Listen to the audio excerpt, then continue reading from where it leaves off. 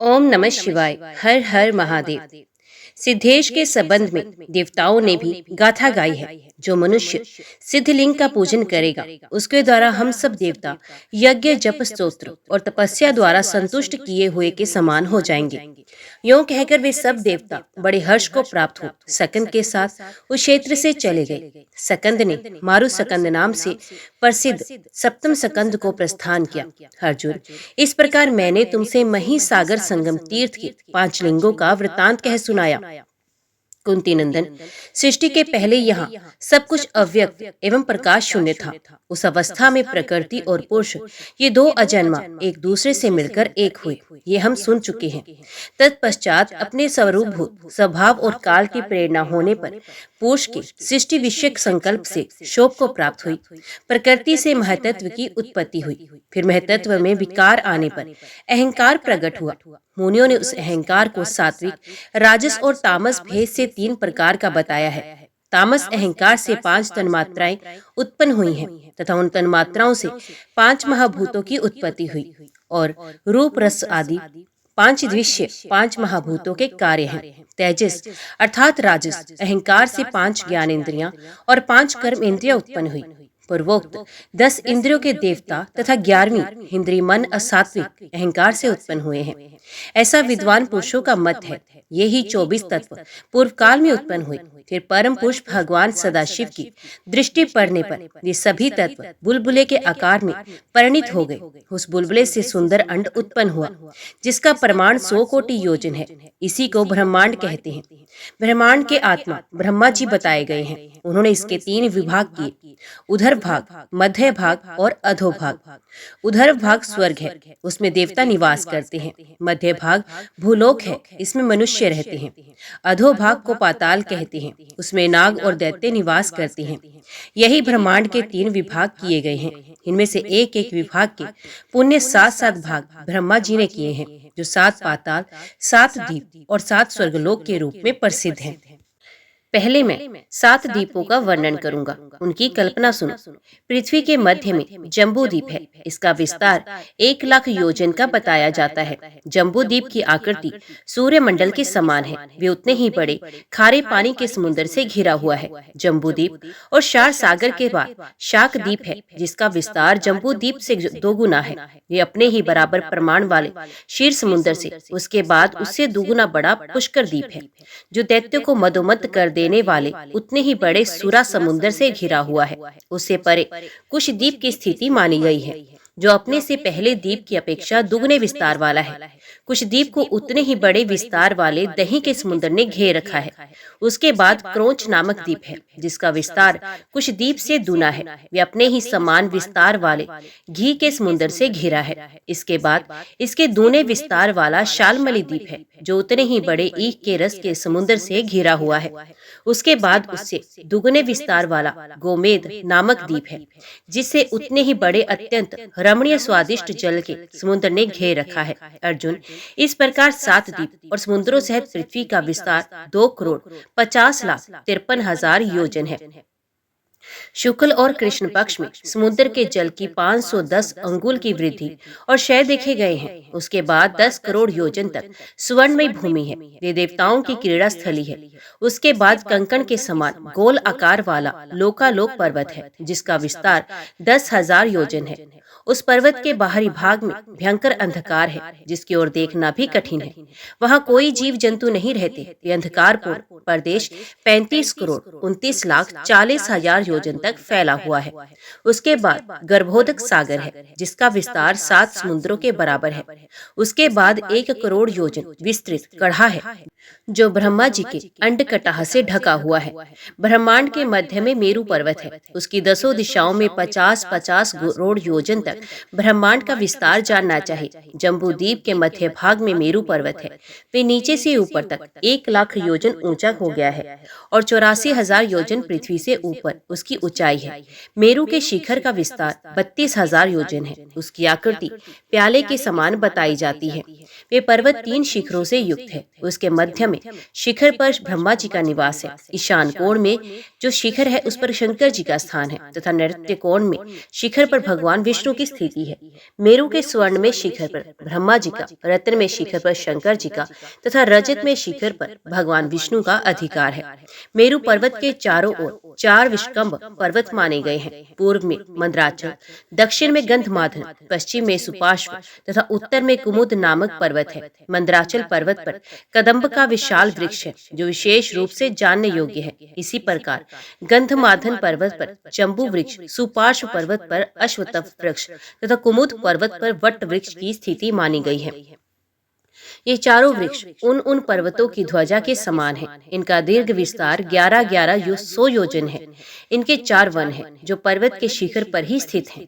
पूर्व में नंदन वन, दक्षिण में चैत्रथ वन, पश्चिम में विभाज वन तथा उत्तर में सर्वोत्भद्र वन।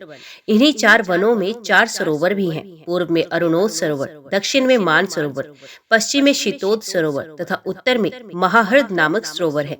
ये विष्कंभ पर्वत 25-25 हजार योजन ऊंचे हैं। इनकी चौड़ाई भी हजार योजन मानी गई है। इनके सिवा वहाँ और भी बहुत से केसर पर्वत है। मेरुगिरी के दक्षिण दिशा में निश्चित, हेमकूट और हिमवान, ये 3 मर्यादा पर्वत हैं। इनकी लंबाई 1 लाख योजन और चौड़ाई 2000 योजन है। मेरु के उत्तर में भी 3 मर्यादा पर्वत हैं, नील, श्वेत और रिंगवान। मेरु से पूर्व माल्यवान पर्वत है और मेरु के पश्चिम गंधमादन पर्वत है। ये सभी पूर्वज जम्बू द्वीप में चारों ओर फैले हुए हैं। गंधमादन पर्वत पर जो जम्बू का वृक्ष है, उसके फल बड़े बड़े हाथियों के समान होते हैं।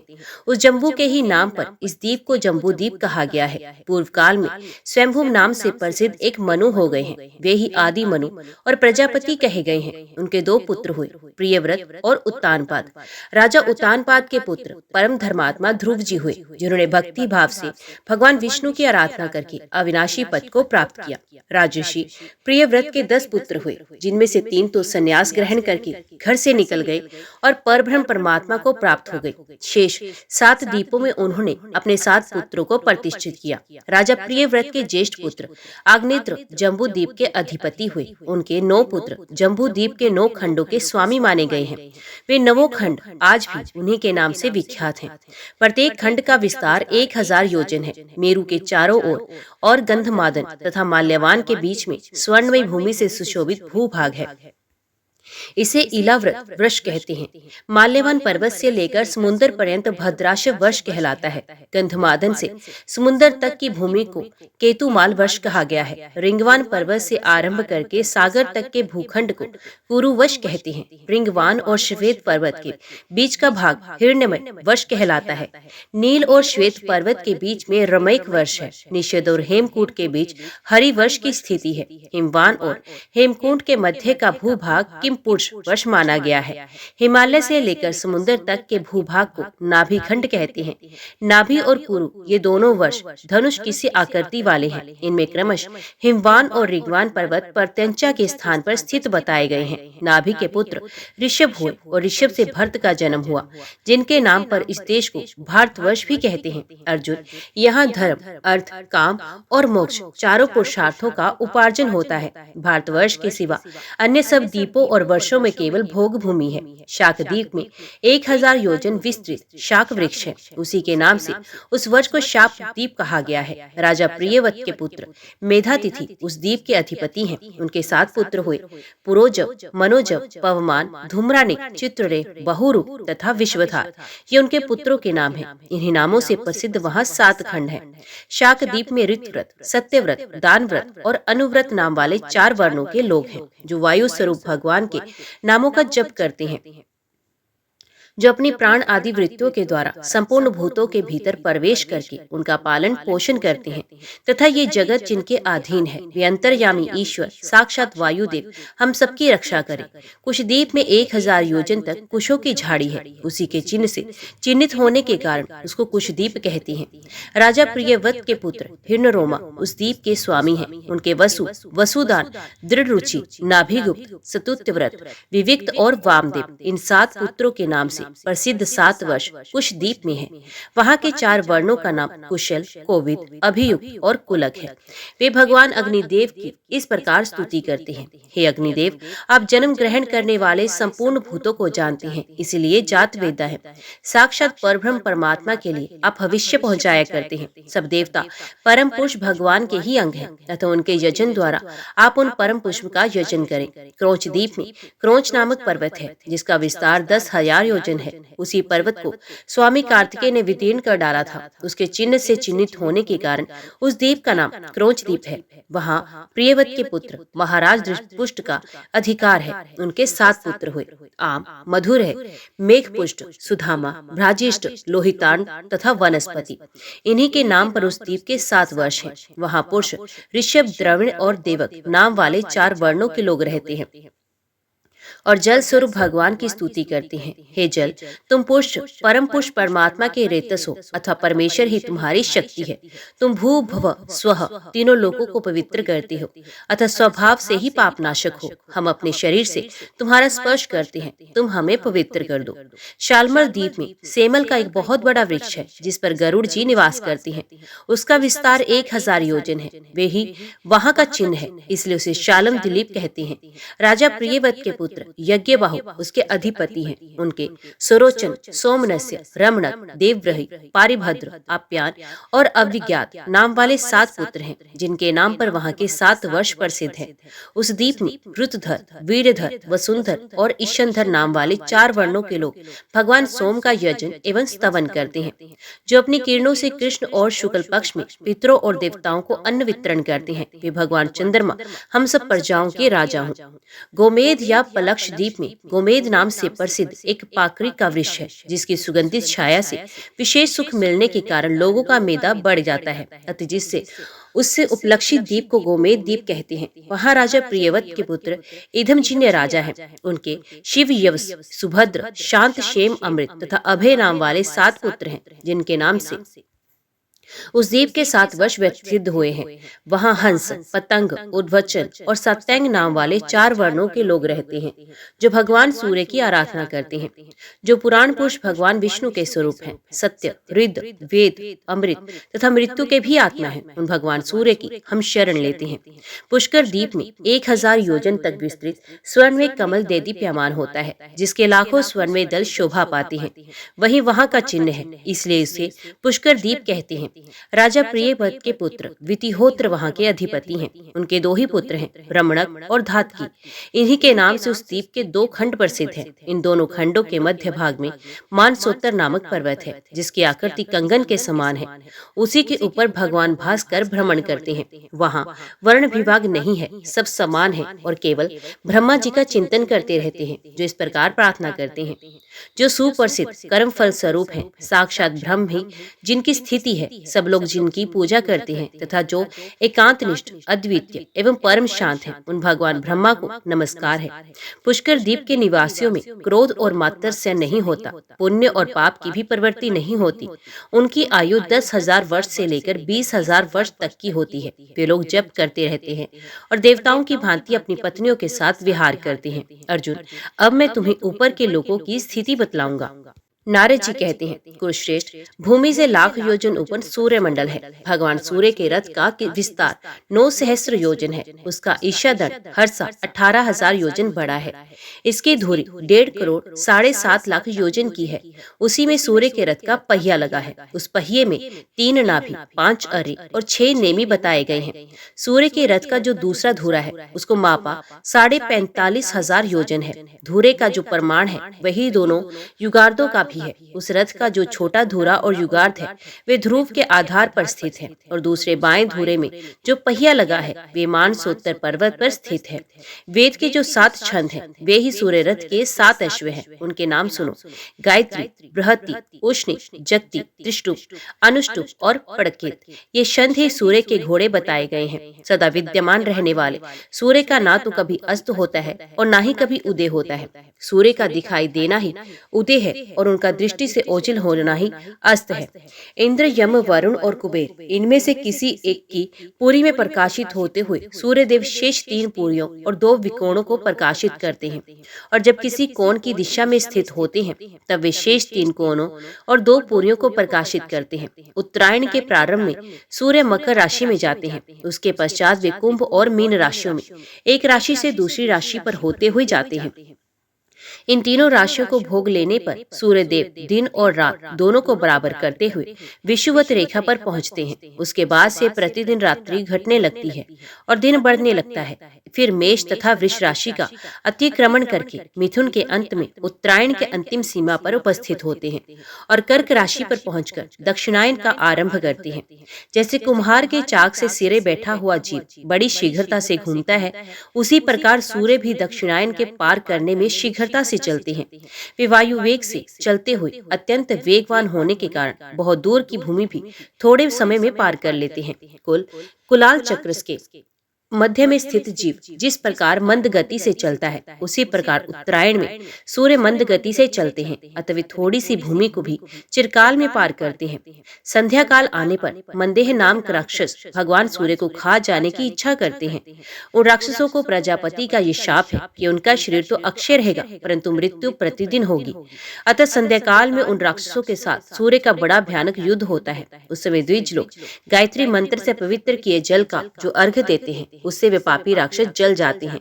इसलिए सदा संध्या उपासना करनी चाहिए। जो संध्या उपासना नहीं करते वे कृतघ्न होने के कारण रौरव नरक में पड़ते हैं। प्रत्येक मास में भिन्न भिन्न सूर्य, ऋषि, गंधर्व, राक्षस, अप्सरा, यक्ष तथा सर्प, इन सातों से संयुक्त भगवान सूर्य का रथ गमन करता है। धाता, अर्यमा, मित्र, वरुण, विवस्वान, इंद्र, पूषा, सविता, भगत्वष्टा तथा विष्णु, ये 12 आदित्य चैत्र आदि मासों में सूर्यमंडल में अधिकारी माने गए हैं। सूर्य के स्थान में लाख योजन दूर चंद्रमा का मंडल स्थित है। चंद्रमा का भी रथ 3 पहियों वाला बताया जाता है। उसमें बाईं और दाहिनी ओर कुंद के समान श्वेत 10 घोड़े जुते हुए हैं। चंद्रमा से पूरे 1 लाख योजन ऊपर संपूर्ण नक्षत्र मंडल प्रकाशित होता है। नक्षत्रों की संख्या 80 समुद्र योजन, अरब और 20 करोड़ योजन बताई गई है। नक्षत्र मंडल से 2 लाख योजन ऊपर बुध का स्थान है। चंद्र नंदन बुध का रथ वायु तथा अग्नि द्रव्य से बना हुआ है। उसमें वायु के समान वेग वाले 8 पीले रंग के घोड़े जुते रहते हैं। बुध से भी 2 लाख योजन ऊपर शुक्राचार्य का स्थान माना गया है। उनके रथ में भी 8 घोड़े जोते जाते हैं। शुक्र से लाख योजन ऊपर मंगल है। इनका रथ स्वर्ण के समान कांति वाले 8 घोड़ों से युक्त होता है। मंगल से 2 लाख योजन ऊपर देव पुरोहित बृहस्पति का स्थान माना जाता है। उनका रथ स्वर्ण का बना हुआ है। उसमें श्वेत वर्ण के 8 घोड़े जोते जाते हैं। बृहस्पति से 2 लाख योजन ऊपर श्रेष्ठर का स्थान है। उनका रथ आकाश से उत्पन्न हुए 8 चितकबरे घोड़ों द्वारा जोता जाता है। राहु के रथ में भ्रमर के समान रंग वाले 8 घोड़े हैं। वे एक ही बार जोत दिए गए हैं और सदा उनके धूसर रथ को खींचते रहते हैं। उनकी स्थिति सूर्य लोक के नीचे मानी गई है। शनिश्चर से 1 लाख योजन ऊपर सप्तऋषियों का मंडल है और उनसे भी लाख योजन ऊपर ध्रुव की स्थिति है। ध्रुव समस्त ज्योतिर्मंडल के केंद्र हैं। वे भी शिशु मार्ग चक्र के पुच्छ के अग्रभाग में स्थित हैं, जिन्हें भगवान वसुदेव का सर्वोत्तम एवं अविनाशी भक्त कहते हैं। अर्जुन, ये सारा ज्योतिर्मंडल वायु रूपी डोर से ध्रुव में बंधा हुआ है। सूर्य मंडल का विस्तार 9000 योजन है। उसे दूना चंद्रमा का मंडल बताया गया है। मंडलाकार राहु इन दोनों के बराबर होकर पृथ्वी की निर्मल छाया ग्रहण करके इनके नीचे चलता है। शुक्राचार्य का मंडल चंद्रमा के 16वें भाग के बराबर है। बृहस्पति का मंडल विस्तार शुक्राचार्य के 1/4 कम है। इसी प्रकार मंगल, शनिश्चर और बुध ये बृहस्पति की अपेक्षा भी 1/4 कम है। नक्षत्र मंडल का परिमाण 500, 400, 300, 200 तथा 100 से लेकर कम से कम 1 योजन, आध योजन तक का है। इससे छोटा कोई नक्षत्र नहीं है। पृथ्वी पर स्थित सभी लोग जहाँ पैदल जाया जा सकता है भूलोक कहलाता है। भूमि और सूर्य के मध्यवर्ती लोक को भूवरलोक कहते हैं। ध्रुव तथा सूर्य लोक के बीच जो 14 लाख योजन का अवकाश है, उसे लोक स्थिति का विचार करने वाले विज्ञ पुरुषों ने स्वर्गलोक कहा है। ध्रुव से ऊपर 1 करोड़ योजन तक महरलोक बताया गया है। उससे ऊपर 2 करोड़ योजन तक जनलोक है जहाँ सनकादि निवास करते हैं। उससे ऊपर 4 करोड़ योजन तक तपोलोक माना गया है। वहाँ वैराज नाम वाले देवता संताप रहित होकर निवास करते हैं। तपोलोक से ऊपर उसकी अपेक्षा 6 गुना विस्तार वाले सत्यलोक विराजमान है, जहाँ ऐसे लोग निवास करते हैं जिनकी पूर्ण मृत्यु नहीं होती, अर्थात जो वही ज्ञान प्राप्त करके ब्रह्मा जी के साथ मुक्त हो जाते हैं। इस संसार में उनकी पुनरावृत्ति नहीं होती। सत्यलोक ही ब्रह्मलोक माना गया है। उसके ऊपर 18 करोड़ 25 लाख योजन परम कल्याण में धाम प्रकाशित होता है। उसकी कहीं उपमा नहीं है। वे सर्वपरि विराजमान है। भूलोक, भूवरलोक और स्वरलोक, इन तीनों को त्रैलोक कहते हैं, त्रैलोक्य कहते हैं। ये त्रैलोक्य कृत्य लोक होता है। जनलोक, तपोलोक और सत्यलोक, ये तीनों अकृतिक लोक कहलाते हैं। कृतिक तथा अकृतिक लोकों के मध्य में मेहरलोक की स्थिति मानी गई है। कल्प के अंत में जब महाप्रलय होता है, उस समय त्रिलोकी की सर्वथा नष्ट हो जाती है। मेहरलोक जनशून्य तो हो जाता है, परंतु उसका अत्यंत विनाश नहीं होता।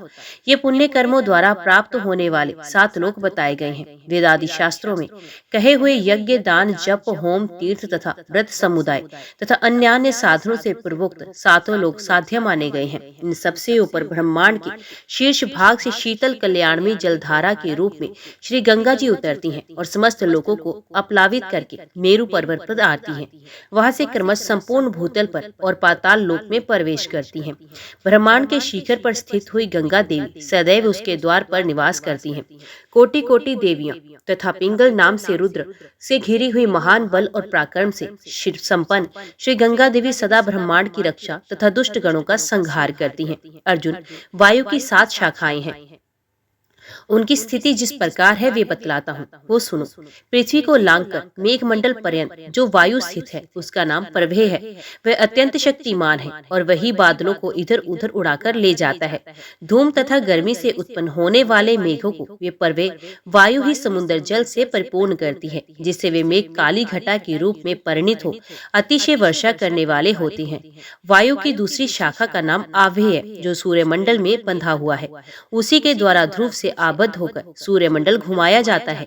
तीसरी शाखा का नाम उध है, जो चंद्रलोक में प्रतिष्ठित है। इसी के द्वारा ध्रुव से संबंध होकर ये चंद्रमंडल घुमाया जाता है। चौथी शाखा का नाम संवे है, जो नक्षत्र मंडल में स्थित है। उसी के द्वारा वायु में डोरियों से ध्रुव में आबद्ध होकर संपूर्ण नक्षत्रमंडल घुमाया जाता है। पांचवी शाखा का नाम विव है, वे ग्रहमंडल में स्थित है। उसी के द्वारा ये ग्रह चक्र ध्रुव से संबंध होकर घुमा करता है। वायु की छठी शाखा का नाम परिवे है, जो सप्तऋषि मंडल में स्थित है। इसी के द्वारा ध्रुव से संबंध हो सप्तऋषि आकाश में भ्रमण करते हैं। वायु के 7वें सकंद का नाम परावे है, जो ध्रुव में आबद्ध है। उसी के द्वारा ध्रुव चक्र तथा अन्य मंडल दृढ़ता पूर्वक एक स्थान पर स्थापित होते हैं। ध्रुव से ऊपर जो स्थान है, वहां ना तो सूर्य प्रकाशित होते हैं, ना नक्षत्र एवं तारे ही उदित होते हैं। वहां के लोग अपने ही तेज और अपनी ही शक्ति से सदा स्थिर रहते हैं। इस प्रकार उद्धव लोकों का वर्णन किया गया है। अब पाताल लोक का वर्णन सुनो। अर्जुन, भूमि की ऊंचाई 70,000 योजन है। इसके भीतर 7 पाताल है, जो एक दूसरे से इस पर 10-10 हजार योजन की दूरी पर हैं। उनके नाम इस प्रकार हैं: अतल, वितल, नितल, रसातल, तलातल, सुतल तथा पाताल। कुरुनंदन, वहाँ की भूमियां सुंदर महलों से सुशोभित हैं। वे क्रमश कृष्ण, शुक्ल, अरुण, पीत, कंकरीली, पथरीली तथा स्वर्णमयी हैं। उन पातालों में दानव, दैत्य और नाग सैकड़ों संघ बनाकर रहते हैं। वहाँ पर न गर्मी है, न सर्दी है, न वर्षा है, न कोई कष्ट। 7वें पाताल में हाटकेश्वर शिवलिंग है, जिसकी स्थापना ब्रह्मा जी के द्वारा हुई है। वहाँ अनेकानेक नागराज उस शिवलिंग की आराधना करते हैं। पाताल के नीचे बहुत अधिक जल है। उसके नीचे नरकों की स्थिति बताई गई है, जिनमें पापी जीव गिराए जाते हैं। महामते, उनका वर्णन सुनो। यूं तो नरकों की संख्या 55 करोड़ है, किंतु उनमें रौरव से लेकर शवभोजन तक 21 प्रधान हैं। उनके नाम इस प्रकार हैं: रौरव, शुकर, रोध, ताल, पिश्चन, महाज्वाल, तप्त कुंभ, लवण विमोहक, रुधिरांत, वैतरणी, कृमिश, कृमि भोजन, अस्त पत्रवण, कृष्ण, भयंकर, लालाभक्ष, पापमय, पूहवय, वहिन ज्वाल, अधिशिरा, संदर्श, कालसूत्र, तमोमय अविची, शव भोजन और प्रतिभा शून्य, अपर अविची तथा ऐसे ही और भी नरक बड़े भयंकर हैं। झूठी गवाही देने वाले मनुष्य रोरव नरक में जा पड़ता है। गौ तथा ब्राह्मणों को कहीं बंद करके रोक रखने वाला पापी रोथ नरक में जाता है। मदिरा पीने वाला शुर्क नरक में और नरहत्या करने वाला ताल नरक में जाता है। गुरु पत्नी के साथ व्यभिचार करने वाला पुरुष तप्त कुंभ नामक नरक में गिराया जाता है तथा जो अपने भक्त की हत्या करता है उसे तप्त लोह नरक में तपाया जाता है। गुरुजनों का अपमान करने वाला पापी महाज्वाल नरक में डाला जाता है। वेद शास्त्र को नष्ट करने वाला लवण नामक नरक में जाता है। धर्म मर्यादा का उल्लंघन करने वाला विमोहक नरक में जाता है। देवताओं से द्वेष रखने वाला मनुष्य कृमि भक्ष नामक नरक में पड़ता है। दूषित भावना से तथा शास्त्र विधि के विपरीत यज्ञ करने वाला पुरुष क्रमिश नरक में जाता है। जो देवताओं और पितरों का भाग उन्हें अर्पण किए बिना ही अथवा उन्हें अर्पण करने से पहले भोजन करता है वे लाला भक्ष नरक में जाता है। सब जीवों से व्यर्थ और वैर रखने वाला तथा छल पूर्वक अस्त्र शस्त्रों का निर्माण करने वाला विश्व नरक में जाता है। असत्य प्रतिग्रह ग्रहण करने वाला अधोमुख नरक में, अकेले ही मिष्ठान भोजन करने वाला पूहव नरक में जाता है। मुर्गा, कुत्ता, बिल्ली तथा पक्षियों को जीविका के लिए पालने वाला मनुष्य भी पूर्व नरक में पड़ता है। जो दूसरों के घर, खेत, घास और अनाज आदि में आग लगाता है वे रुधिरांध्र नरक में डाला जाता है। नक्षत्र विद्या तथा नट एवं मल्लों की वृत्ति से जीविका चलाने वाला मनुष्य वैतरणी नामक नरक में जाता है।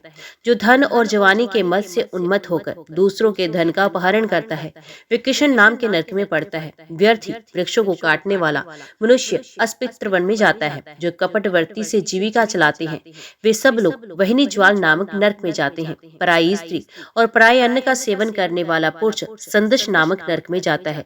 जो दिन में सोते हैं तथा व्रत का लोप किया करते हैं और जो शरीर के मद से उन्मत्त रहते हैं वे सब लोग शवभोजन नामक नरक में जाते हैं। जो भगवान शिव और विष्णु को नहीं मानते उन्हें अविची नरक में जाना पड़ता है। इस प्रकार के शास्त्र निषिद्ध कर्मों के आचरण रूप पापों से पापी जीव सहस्रों अत्यंत घोर नरकों में डाले जाते हैं। अतः जो मनुष्य इन नरकों से छुटकारा पाना चाहता हो उसे वैदिक मार्ग का अवलंबन करके भगवान विष्णु और शिव दोनों की आराधना करनी चाहिए। नरकों के निम्न भाग में कालग्नि की स्थिति है। कालग्नि के नीचे मंडूक और मंडूक के नीचे अनंत है, जिनके मस्तक के अग्रभाग में ये संपूर्ण जगत सरसों की भांति प्रतीत होता है। इस प्रकार अनंत प्रभाव के कारण वे इस मानव जगत में अनंत कहलाते हैं। पद्म, कुमुद, अंजन और वामन ये दिग्गज भी वहीं स्थित हैं। इनके निम्न भाग में अंडकटाह है जहाँ एक वीरा नाम वाली देवी विराजमान है। अंडकटाह का परिमाण 44 करोड़ 89 लाख 80 हजार है। उसमें कपालिशा देवी रहती हैं, जो कोटि कोटि देवियों से घिरकर हाथ में दंड लिए वहां पहरा देती हैं। अनंत नाम वाले भगवान संरक्षण के निवास वायु से प्रेरित होकर दाहक अग्नि पर ज्वलित होती है। इस प्रकार ये भगवान अनंत ही काल अग्नि को प्रेरित करते हैं, जिससे वे कल्पांत के समय संपूर्ण जगत को दग्ध कर डालती है। अर्जुन, इस प्रकार पाताल के अधोभाग में स्थान का निर्माण हुआ। जिन्होंने इस परम आश्रम में ब्रह्मांड की स्थापना की है उन ब्रह्मा, विष्णु तथा महादेव जी को मैं नित्य नमस्कार करता हूँ। विष्णु लोक और रुद्र लोक इस ब्रह्मांड के बाहर बताया जाता है। सदा भगवान विष्णु और शिव की उपासना करने वाले मुक्त पुरुष भी वहाँ जाते हैं। उस दिव्य धाम का वर्णन केवल ब्रह्मा जी ही कर सकते हैं। हम लोगों की वहाँ गति नहीं है। ये संपूर्ण ब्रह्मांड सब ओर से कड़ाहदार द्वारा ढका गया है। ठीक उसी प्रकार जिसका पित्त का बीज कड़ाह से आच्छादित रहता है, ये समूचा अंडकटाह अपने से 10 गुने परमाण वाले जल से घिरा है। वे जल भी 10 गुने विस्तार वाले तेज से, तेज वायु से, वायु आकाश से, आकाश अहंकार से तथा अहंकार महतत्व से घिरा हुआ है तथा इस महातत्व को भी सर्व प्रधान प्रकृति घेर कर स्थित है। पहले जो 6 आवरण कहे गए हैं उन सबको विद्वान पुरुष उत्तरोत्तर 10 गुना बताते हैं और 7वां आवरण प्रकृति का है, उसे अनंत कहा गया है। उसके भीतर ऐसे ऐसे करोड़ों और अरबों ब्रह्मांड स्थित हैं तथा वे सभी ऐसे ही हैं जैसा कि ये ब्रह्मांड बताया गया है। कुंती नंदन, जिनका वैभव, जिनका ऐश्वर्य ऐसा है, भगवान सदाशिव को मैं प्रणाम करता हूँ। अहो, जो ऐसे मोह में फंस गए, जो तारने वाले भगवान शिव का भजन तक ना कर सके, उससे बढ़कर मूर्ख कौन होगा? वे मूर्ख तो बड़ा पापात्मा है। अब मैं तुमसे काल का मान बताऊंगा, उसे सुनो। विद्वान लोग 15 निमेष की एक काष्ठा बताते हैं। 30 काष्ठ की एक कला गिननी चाहिए। 30 कला का एक मुहूर्त होता है। 30 मुहूर्त के दिन एक दिन रात होते हैं। एक दिन में 3-3 मुहूर्त वाले 5 5 काल होते हैं, उनका वर्णन सुनो। प्रातः काल, संगम काल, मध्याह्न काल, अपराह्न काल तथा 5वां साहाय्य काल। इनमें 15 मुहूर्त व्यतीत होते हैं। 15 दिन रात का एक पक्ष होता है। 2 पक्ष का एक मास कहा गया है। 2 सौर मास की एक ऋतु होती है। 3 ऋतुओं का एक अयन होता है तथा 2 अयनों का एक वर्ष माना गया है। विज्ञ पुरुष मास के 4 और वर्ष के 5 भेद बतलाते हैं। पहला सवत्सर, दूसरा परिवत्सर, तीसरा इद्वत्सर तथा चौथा अनुवत्सर तथा 5वां युगवत्सर। यही वर्ष गणना की निश्चित संख्या है। मनुष्यों के एक मास का पितरों का एक दिन रात होता है। कृष्ण पक्ष उनका दिन बताया गया है और शुक्ल पक्ष उनकी रात्रि। मनुष्यों के एक वर्ष का देवताओं का एक दिन माना गया है। उत्तरायण तो उनका दिन है और दक्षिणायन रात्रि। देवताओं का एक वर्ष पूरा होने पर सप्तऋषियों का एक दिन माना गया है। सप्तऋषियों के एक वर्ष में ध्रुव का एक दिन होता है। मानव वर्ष के अनुसार 17,28,000 वर्षों का सतयुग माना गया है। मानव मान से 12,96,000 वर्षों का त्रेता युग कहा गया है। 8,64,000 वर्षों का द्वापर होता है और 4,32,000 वर्षों का कलयुग माना गया है। इन चारों के योग से देवताओं का एक युग होता है। ऐसे 71 युगों से कुछ अधिक काल तक मनु की आयु मानी गई है। 14 मनुओं का काल व्यतीत हो जाने पर ब्रह्मा का एक दिन पूरा हो जाता है, जो 1000 चतुर्युगों का माना गया है। वही कल्प है। अब कल्पों के नाम श्रवण करो। भवोद्भव, तपोभव्य, ऋतु, वहिन, वरहा, सावित्र, औसिक, गांधार, कुशिक, ऋषभ, खडक, गांधर्य, मध्यम, विराज, निषिद्ध, मेघवाहन, पंचम, त्रिचित्रक, ज्ञान, आकुति, मीन, दंश, प्रहंग, श्वेत, लोहित, रक्त, पीतवासा, शिव, प्रभु तथा सर्वरूप। इन 30 कल्पों का ब्रह्मा जी का एक मास होता है। ऐसे 12 मासों का एक वर्ष होता है। तो ऐसे ही 100 वर्षों तक ब्रह्मा जी की आयु का पूर्वार्ध माना गया है। पूर्वार्ध के समान ही अपराध भी होता है। इस प्रकार ब्रह्मा जी की आयु का मान बताया गया है। अर्जुन, भगवान विष्णु तथा भगवान शंकर जी की आयु का वर्णन करने में मैं सर्वथा असमर्थ हूँ। कहाँ तो मेरी छोटी बुद्धि और कहाँ अनंत अपार भगवान विष्णु और शिव। वे तो कालातीत एवं महाकाल स्वरूप है। पाताल लोक में भी देवताओं के मान से ही गणना की जाती है। ये सब बातें अपनी बुद्धि के अनुसार मैंने तुम्हें बताई हैं। ओम नमः शिवाय। हर हर महादेव। आज की वीडियो में इतना ही। उम्मीद करती हूँ वीडियो आपको पसंद आई होगी। वीडियो पसंद आई हो तो वीडियो को लाइक और चैनल को सब्सक्राइब जरूर कीजिएगा। ओम नमः शिवाय लिखकर कमेंट बॉक्स में अपनी हाजिरी और अपने सुझाव देना ना भूलेगा। तो मिलते हैं अगली कथा अगले अध्याय के साथ। तब तक के लिए देखते व सुनते रहिए। जय मां कंजक, जय माता दी।